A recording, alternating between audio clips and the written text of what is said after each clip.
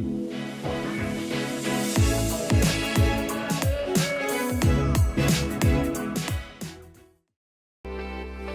you ready to reclaim joy in your life? Why joy? Why now? Welcome to Joy Rules with me, Lorelei, your joy guru. While the world looks like it's at a breaking point, burnout, stress, isolation, and overwhelm dominate the headlines. Within all this, there's a longing for something deeper, something that heals beyond the mind. Joy fuels health, sparks expansive thought, aligns us spiritually, and connects us to one another. Join me as I weave astrology, intuition, and modern psychology to ignite your soul's highest alignment. Each week, I sit down with luminous guests who embody joy as a spiritual path, a creative force, and a way of life. So take a deep breath, open your heart, and let's dive into the joy. Because when joy rules, transformation becomes inevitable. Hello, everyone. Welcome to Joy Rules, the third episode of Joy Rules. But before I do anything, I am going to happy birthday to you. Happy birthday to you. Happy birthday, dear Stephanie. Happy birthday to you.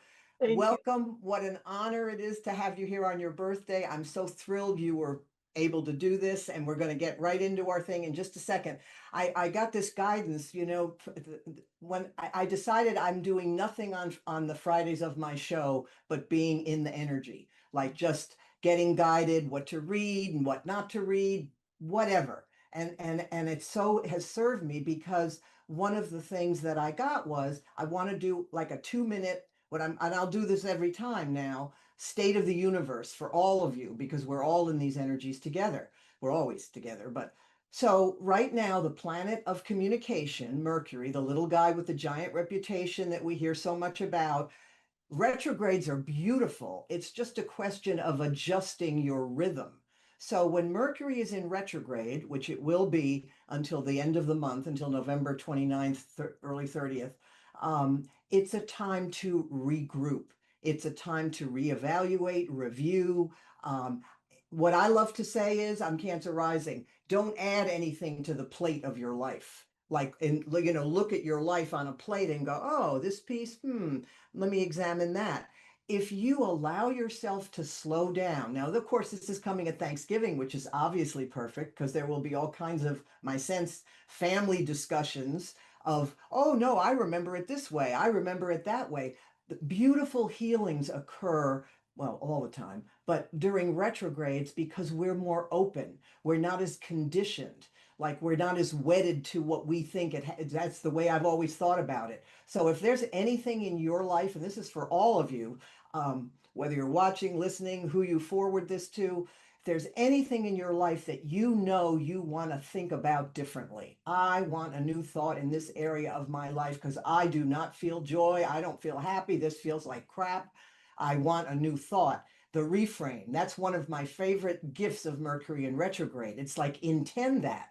Because Mercury's in Sagittarius now, which is very much about the vision, and it's scattered because Sag is not, Mercury's not at home in Sag. Sag is the visionary. It doesn't care about the details. But on the 19th of November, until the end of the month, Mercury will retrograde back into Scorpio, which means we can all dig a little bit deeper, have those more vulnerable conversations that ferret out the stuff that needs to come up in order for there to be more emotional truth in the self and in others. So I wanted to say that. And then I wanted to say, we're in a last quarter moon now. So the moon in the sky is diminishing.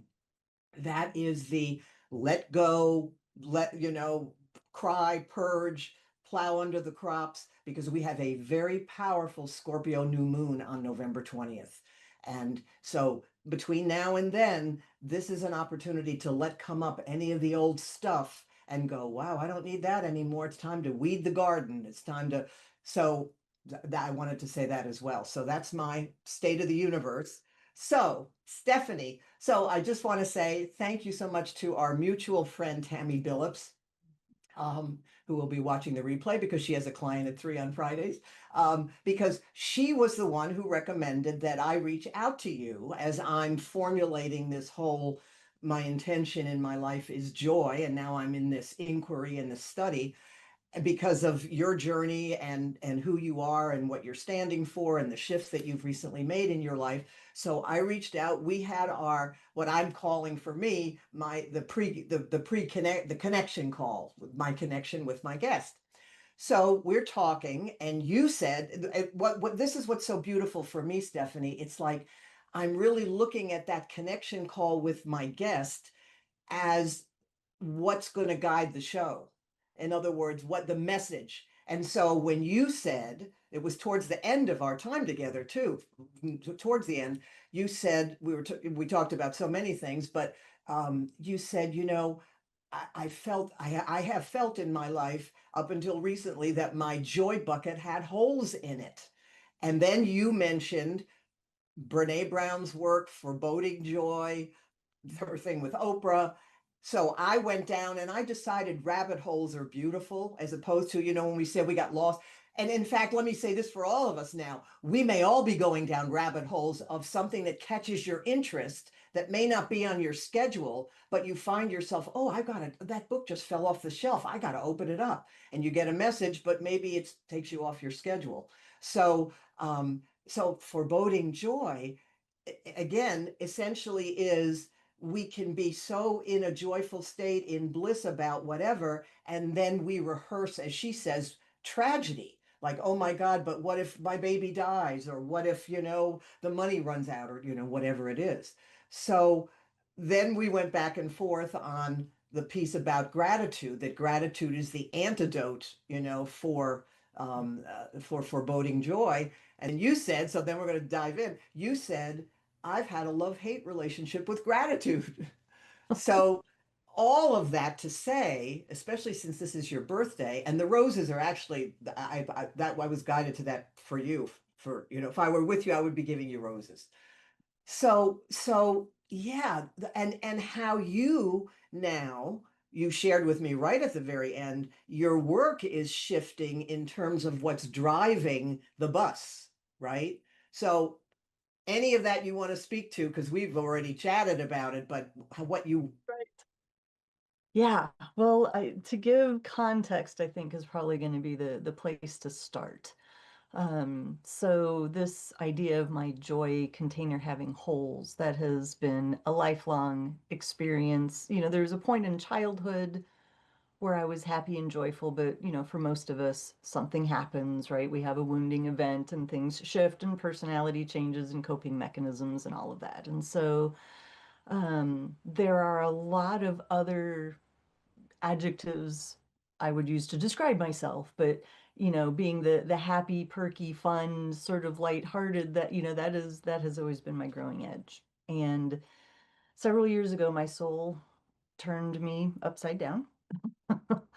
And the very short version of the story is that a man that I loved in college came back into my life, and saying yes to him represented saying yes to the greatest joy, happiness, love, contentment, bliss, pleasure that I've ever known.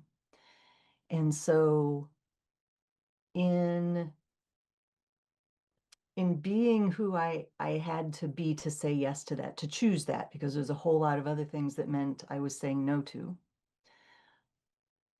everything that is not in alignment and has not been in alignment with who I had to be Mhm. yes to that has been getting flushed up to be healed, transmuted, dealt with, right? So all of these things that are not in alignment, all of these things that are scared to death to be happy, all of this patterning of foreboding joy, right? Like you get happy, excited about something, but for me, I could never maintain it. It was always, I've always been prone to melancholy or um I I think most just people are that way, though. But wouldn't you say, Stephanie? I mean, I I think being able to maintain joy more often is probably the lesser of us than, So anyway, I just wanted to Yeah, say that. I would say in our modern culture with the expectations and all of the contortions that we tend to put ourselves into, especially when we're young, trying to be successful or please other people or do what we think we're supposed to do. I would probably agree with that. There's a lot of um, sort of dysfunction in how we relate to, yeah, I mean, that's a whole nother conversation, but Yeah, yeah, yeah. You and I have so many offshoots. yes, yes. And so I have really been getting up close and personal and intimate with what joy is and what it means to me and what takes me out of it and what helps me stay in it. And so I'm still very much in this mystery school Mm. that joy is taking me through. Oh, I And love that you refer to that as a mystery school. I love that you refer to joy as wow. Is yeah, that the first time you've said that, or is it that is. okay? Oh, It is. that's beautiful. And one of my favorite definitions of the mystery that Yeah, I've, tell me what a mystery school for the audience well, too. What is a mis mystery school? word mystery, my favorite definition is the infinitely knowable. Mm. And Mm. so, a mystery school is basically engaging with a particular energy or frequency or subject matter or archetype or whatever teaching. And it is constantly unfolding. There's always another layer, there's always more. It is the infinitely knowable. It is, we are never going to know it all. Mm. That's why it is a mystery. But it doesn't mean we don't get to know any of it ever. I love you've just opened up a whole new door for me Mm, in terms of seeing joy as a mystery school. So another conversation, but that's just yeah. yeah, that's delightful. And so when we were talking about gratitude and Yes. some of Brene's teachings talk about, she's never met someone who isn't joyful or doesn't know, isn't conscious of how to be happy and maintain that doesn't also have a gratitude practice. And Yes. so when I said I have a love-hate relationship with gratitude, what that means for me is it Uh, you and I talked about this, and it was so juicy It that was the should. It was the should of exactly it was the should, right? There's for me, the way my brain takes that in is you should be happy. You should be grateful for this. It becomes an authority figure waggling their finger at yeah. a little child. And what I've also come to understand is that a gratitude practice is valuable and it has its place. But, when you're in the middle of your emotions, when you've just been triggered, when you're disappointed, when you're upset, when you're feeling the feelings, and somebody comes along and says, well, you should be grateful, I want to punch him in the face because I'm not ready to hear that yet. I need to first acknowledge what I'm experiencing. And I think this applies to all of us. We need to be validated for what we're feeling and what we're experiencing. And so what I would do is that should would just get wrapped up in all of my authority figure stuff. And you have Capricorn energy in your chart, so that's totally Yes, appropriate. yes, Capricorn moon. And so Right. that, oh, you should be grateful and you should be this and you should be Yeah, that. yeah. That's the love-hate relationship because I would internalize that voice of, Yes. there's something wrong with me because Yes. I'm not grateful in this moment. Yes. And I'm in thinking of your Capricorn energy, I was just thinking that's the builder in you. That's the planner and the organizer that, that's the one that's able to get to the top of her mountain, the organizational part, the planner. But of course, you're also born with the planet of the dreamer and the visionary next to the sun. So yeah, I could see where. But isn't that interesting because you really got that it was your relationship to authority, like you were putting the authority on, right? Like Yes. we do with people. Well, just be grateful. Yeah, I think it's really feeling into where somebody is. Our minister said once in a talk, Richard, he's so wonderful, but it's so simple, but it's so cool. Say a friend calls and they need to share. Do you want to be heard? Do you want to be helped? Do you want to be hugged? Mm, That sort of gives the other person like a little responsibility for, well, what do you want right now from me? Do you just want me to, like you want to vent and be in victim because that's the first step of radical forgiveness is be the victim. I mean, like let it out and be witnessed in where we are as opposed to shutting someone down by saying, well, yeah, but just be grateful, right? right, right. Yeah. And so what I find is when I'm in joy or when I'm feeling that peace or that contentment, it is easier for me to access gratitude.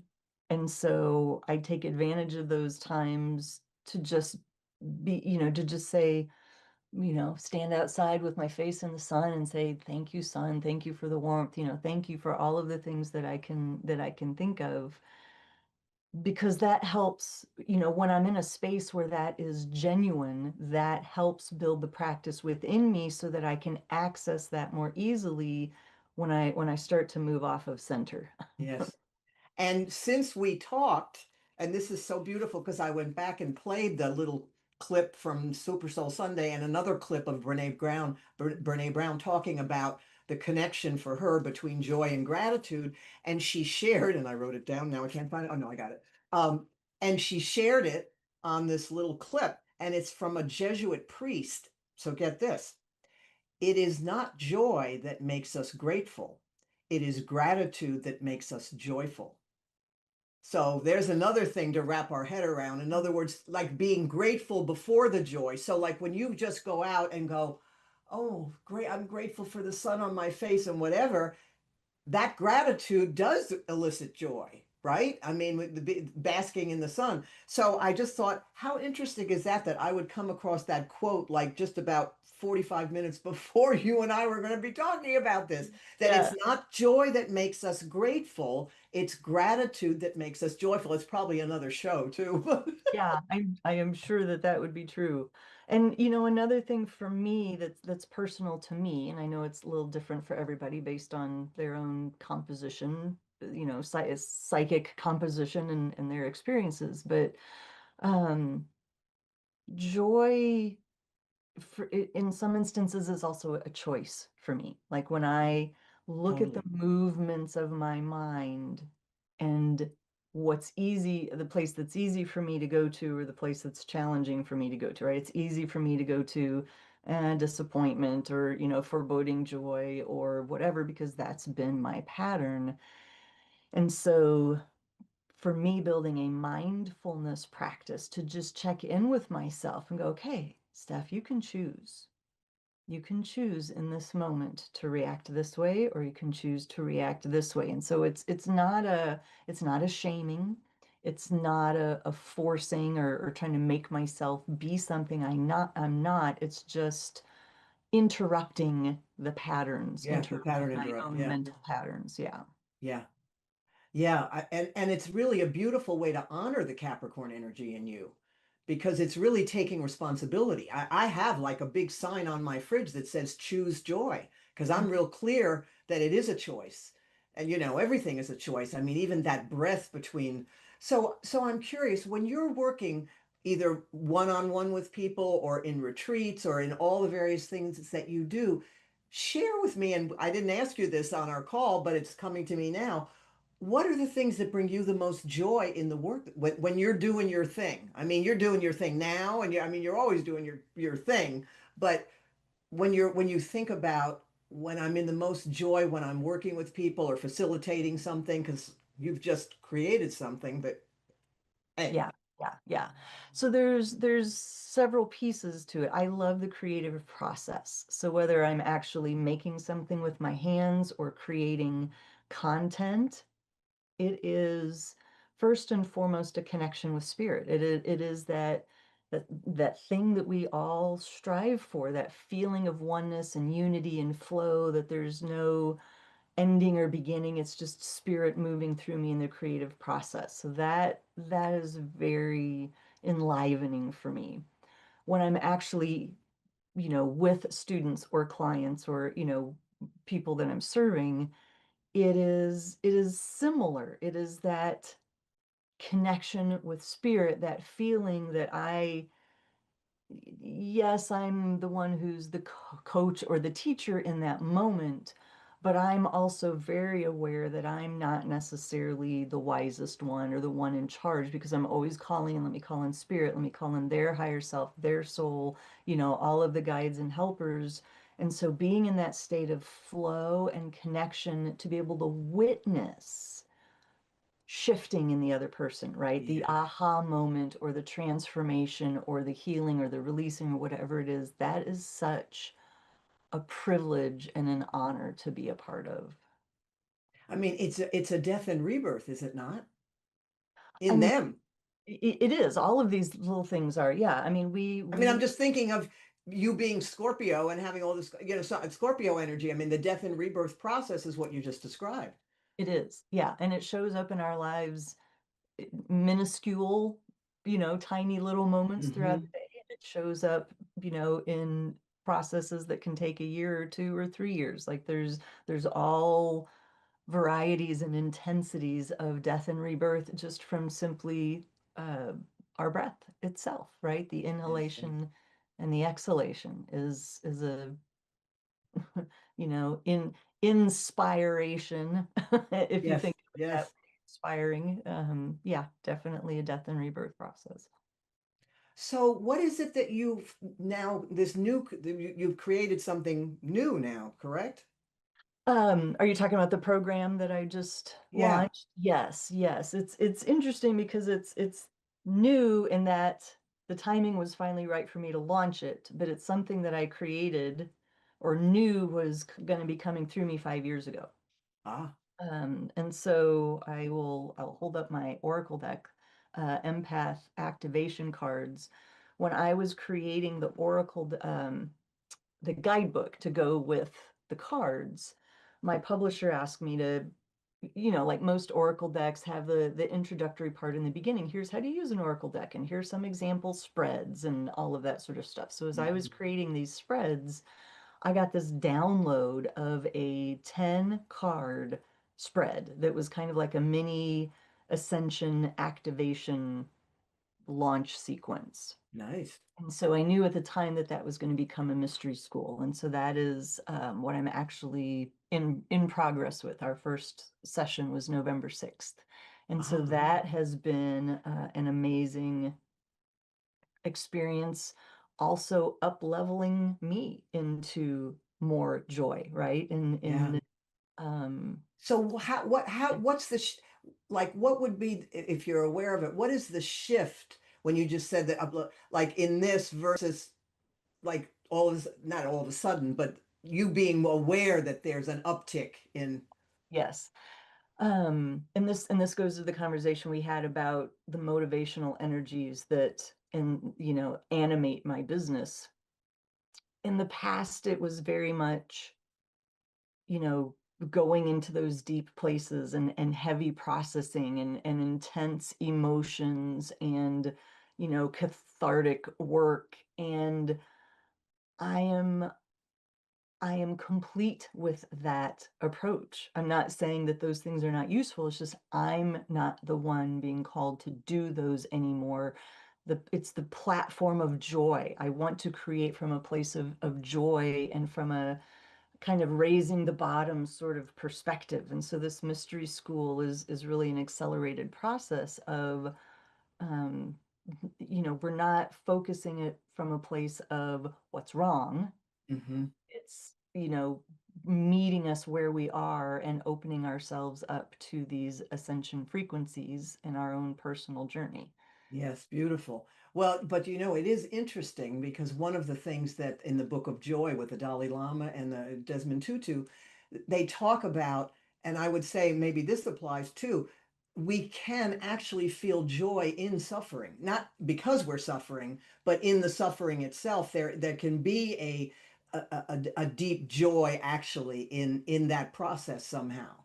So Yeah, I I think, I was going to say I actually have this written down because my one of my teachers said this recently, and I've heard him say it before, but I wanted to have it in my presence. And I think this is a similar sort of thing that is love available even here? Is divine presence available even here? yes. A And I question think to that's what you've registered.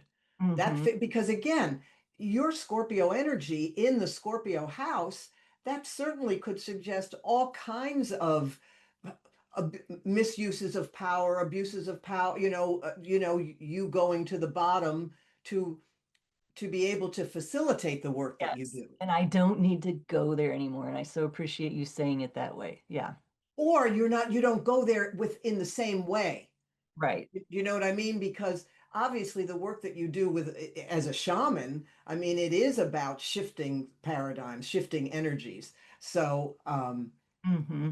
well, I will love to have you. We'll continue. You and I know, are going to be continuing. I have all kinds of conversations I want to have with you. No, but really, here you are on your birthday, which is a whole new beginning. So how can we got about a minute left here. How can I and our audience support you in your new year? What would you like us to hold for you? Thank you for that. Just holding, I am actually going through a process of redoing my website and tweaking my offerings to come into this alignment that I have been talking about. And so there's still many things that I offer, which I imagine I will continue to offer. So if people just want to come to my mailing list or come to my website and look around. It's not like I'm going to do a wholesale, 180 and do something different 3 months from now. But I just appreciate your support of my book, The Evolutionary Empath, my Oracle cards, empath activation cards is what they're called. How about supporting your joyful expansion in joy, love, ease, and grace? Oh, love that. Yes, please. Yeah. I mean, this is a really special time. And here you're, because this message will go to whoever watches and listens. And so that's just automatically going to raise the joy vibration in for all of us. We have 30 seconds left. Hmm. Anything you want to leave people with in 25 seconds, Stephanie? Do it's Besides the fact that every conversation is a soul celebration, is what I say. true. This is a quote I found on Facebook a couple weeks ago, and I cut it out so I could have it in my space every day. And it says, what if it's not a ruined day? What if you just zoomed in on the wrong part? What if joy is still there, just slightly out of frame? Try a wide shot. You'll find joy off to the left, waving like a weirdo. Oh, I'm so glad you did that. Thank you, Holy Spirit. Oh, thank you, Stephanie. Thank you, Sierra. And for all of you, let's all join the joy.